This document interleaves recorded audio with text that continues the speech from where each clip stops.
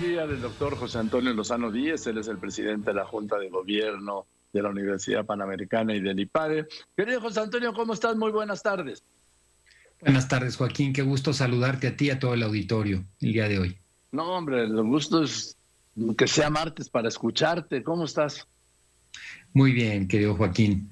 Muy bien. Y bueno, pues ahora viendo estos cambios tan importantes en el mundo, la semana pasada que platicábamos de esta nueva generación, Joaquín, que nos espera, y hoy te quiero platicar un poquito más desglosado cómo estamos reaccionando a esta nueva realidad que ya estamos tocando con la punta de los dedos. Ya en muchas partes del mundo, tú lo decías muy bien o lo has dicho, con todos los riesgos que hay, porque no hemos salido de la crisis sanitaria, pero ya estamos empezando a ver la posibilidad de un nuevo regreso. Y esto me parece que hay que ver cómo vamos a llegar, Joaquín, cómo estamos volviendo todos a esta nueva realidad que nos espera. A una realidad desconocida, doctor. Totalmente, Joaquín. Una realidad que no sabemos cómo va a ser y que depende mucho de cómo lleguemos desde un punto de vista emocional. Fíjate, Joaquín, cómo esta crisis, la sanitaria, nos ha producido otras crisis más. De hecho, estamos pasando por 4 crisis profundas que nos van a dejar huella. 2 que son muy visibles, la sanitaria, evidentemente, y la económica. Yo también veo que han cambiado muchos mercados, la economía ha dado un vuelco importante, pero hay 2 crisis, Joaquín, menos visibles que las otras, las hemos tratado aquí, pero me parece que son más profundas y de más largo impacto, que son la crisis educativa, por un lado, lo que va a suceder con los niños después de todo esto, cómo van a regresar, y la crisis psicológica, Joaquín. Esta última ha golpeado tanto a todo el mundo de manera tan impresionante que ya se confirma en estudios recientes que más de la mitad de la población mundial está sufriendo en este momento algún nivel de ansiedad o de depresión, lo cual me parece que es verdaderamente un hito en la historia de la humanidad. No habíamos llegado a esto.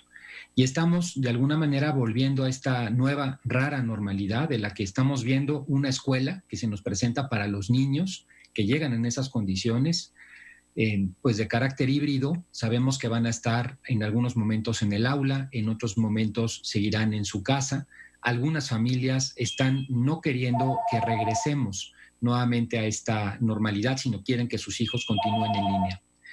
Pero también estamos viviendo otro tema en el trabajo, Joaquín. Mucha gente no va a regresar ya a las oficinas, se están quedando en home office ya una parte muy importante de personas.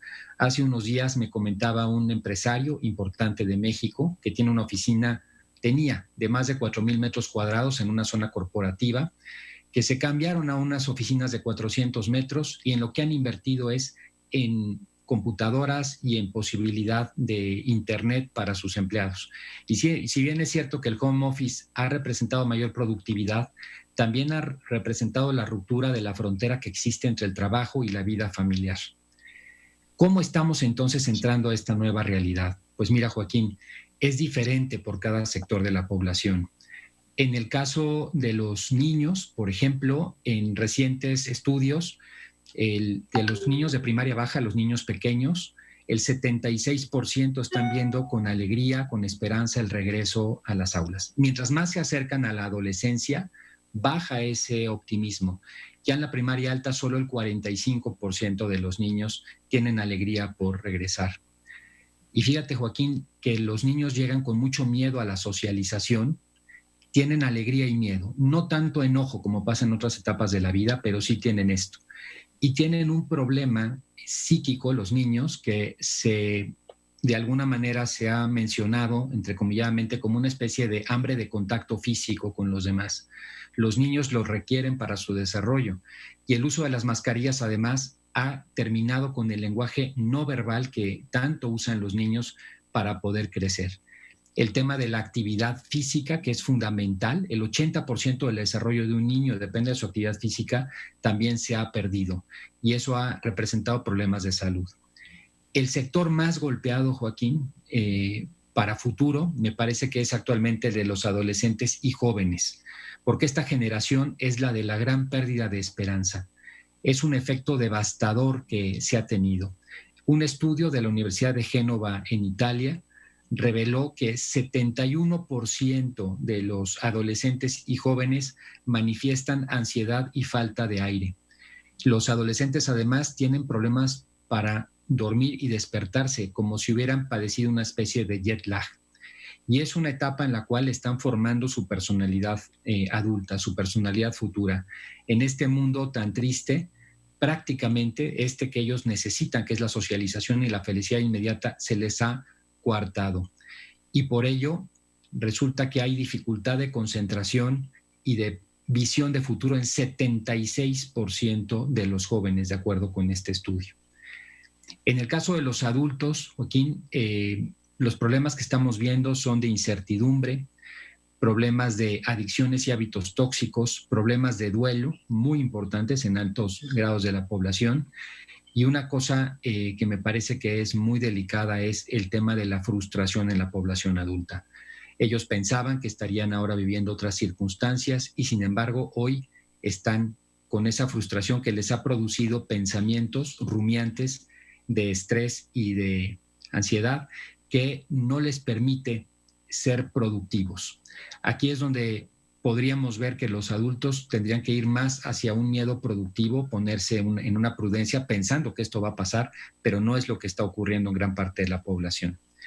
Y finalmente los adultos mayores, que son muy vulnerables también a estos cambios, y en ellos, Joaquín, la tristeza es un factor fundamental, la soledad que están pasando en muchos casos porque sus familiares no los visitan precisamente por los cuidados, los cambios de estado de ánimo que producen pérdida en la memoria y un tema de nostalgia. Viven con una continua nostalgia por el pasado. Y ante estas condiciones, Joaquín, en todos los casos, ¿qué podríamos nosotros recomendar al auditorio el día de hoy? En todos los casos, bueno, lo primero... A ver, querido José Antonio, porque el panorama es terrible y yo creo que si el panorama es terrible, lo que lo hace más grave es la falta de atención, porque nadie está atendiendo este tema emocional, psicológico de millones de mexicanos. Sí, Joaquín, y yo creo que es el tema quizás más profundo, porque dependiendo cómo lleguemos en este estado de ansiedad y depresión a la nueva realidad que está pues ya acercándose, dependerá cómo será nuestro futuro. Si llegamos como nos estamos viendo, deprimidos, tristes, sin esperanza o con la esperanza rota, las posibilidades de que las cosas mejoren son nulas, todo lo contrario. Vamos a estar en un mundo verdaderamente complicado y bajo de ánimo. Si llegamos con una esperanza renovada, si llegamos con más fortaleza mental, las cosas pueden cambiar y esta crisis puede servirnos positivamente. Fíjate que este tema de la fortaleza mental es tan importante que yo lo veo en un ejemplo histórico, si me permites dártelo, que es increíble. Mira, cuando se hizo la independencia de Estados Unidos, en el siglo XVIII, estas 13 colonias, pues que eran colonias chiquitas, con muchos problemas financieros, ya independizadas, pasaron por una crisis grave. Y entonces, en lo que estaba el primer presidente, que fue Washington, John Adams, que fue el segundo presidente, se fue a pedir un préstamo. En aquella época los grandes banqueros estaban en Holanda, en Ámsterdam.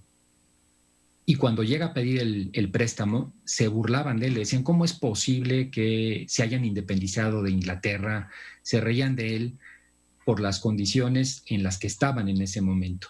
Mientras tanto, George Washington ya empezaba a construir lo que hoy conocemos como Washington, D.C., con esa visión de grandeza, de dominio, de altura, de miras, porque había mucha fortaleza mental. Aún en las peores condiciones, la fortaleza mental nos puede hacer crecer y tener una mejor transformación.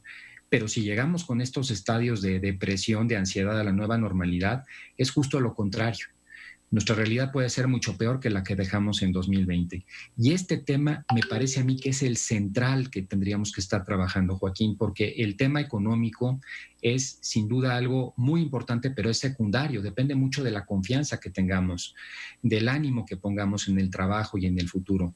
La educación también es un modelo que puede salir adelante, pero si tenemos un estado de ánimo fuerte, si la fortaleza mental, si nuestro estado de ánimo está bajo, no lo vamos a poder conseguir. Por eso creo que hay que trabajar mucho en eso y fijar políticas públicas también en ese sentido. De momento, cada uno, Joaquín, yo les dejaría 3 ideas que me parece que pueden ser muy útiles en este momento. Mira, la primera es fijarse metas y objetivos. Hay que pensar que esto es pasajero, independientemente de que no sepamos cuándo vamos a salir de la crisis sanitaria, sí sabemos que el mundo va a cambiar y ese cambio puede ser para mejor, ponernos metas a nosotros en la vida, metas grandes, pero con actuaciones cortas. No podemos pensar en metas altas y aventarnos a lo grande, sino que ir a metas cortas, pero siempre con mentalidad alta. Eso es muy importante. Decía Séneca, no existe viento favorable para quien no sabe a dónde va. Entonces, este es un primer tema que me parece muy importante. Otra muy importante, Joaquín, es educar el optimismo, tan necesario el día de hoy. Cualquier cosa puede verse como un problema o en una clave de reto. Si lo vemos en clave de reto, empezamos a ayudarnos. Fíjate que este problema del pesimismo tiene un efecto en la salud que es ya una pandemia mundial, que es la pandemia de las enfermedades neurodegenerativas. Hoy tenemos una enorme cantidad de ancianos con temas de Alzheimer, con temas de senilidad, que están perdiendo esa posibilidad porque los pensamientos negativos, ya está demostrado en muchos estudios, afectan a las personas. En cambio, los pensamientos positivos producen lo que se llama la neuroplasticidad, la posibilidad de que empieces a regenerar inclusive la capacidad intelectual. Entonces, el tema de luchar todos los días por tener pensamientos positivos, independientemente de las circunstancias, es algo que no podemos dejar en ello, porque si nos dejamos, nos venimos abajo, Joaquín. Y lo tercero que me parece que es muy importante, que es una pérdida en la población enorme, es la atención, Joaquín. Hay que aprender a educar la atención. Estamos en este momento dispersos, llenos de pensamientos, con esa mente de mono que, como se ha dado en llamar, porque pasa a todos lados y nos afecta. Entonces tenemos que empezar a buscar, concentrarnos. La lectura es algo que puede ser muy útil. Tomarnos un tiempo en el día, alguna vez más lo hemos comentado acá, para pensar, para reflexionar en silencio, es otro de los mecanismos que pueden sernos útiles. No es fácil, es un reto importante, pero necesitamos reforzarnos interiormente, Joaquín, para enfrentar esta nueva realidad en todos los sectores de la población. Desde los niños que necesitan ser ayudados por los colegios y por los padres de familia hasta los adultos mayores. Y pues este es el tema que traemos. Pues muy bien, gracias, querido José Antonio, de verdad que eres un bálsamo. Y oye, no sé, digo, es una sugerencia muy respetuosa, porque el que sabes eres tú. A ver si ojalá algún día puedas plantear el tema de las relaciones de pareja, cómo se han afectado, porque resulta que las mamás tienen a los hijos y al marido metidos en casa. Y además tienen que seguir haciendo lo suyo, su trabajo, quienes trabajan, tienen además lo que administrar el hogar, como han administrado, los niños ahí, y al marido también ahí. Mi madre decía, que los maridos teníamos que salir de casa antes que el bote de la basura. Pero ahora resulta que el bote de la basura el elefante está en la sala. Estamos en la sala, José Antonio. Así es, Joaquín, ha cambiado completamente la estructura familiar. Estás tocando un tema importantísimo. Ya hay algunas aproximaciones y estadísticas.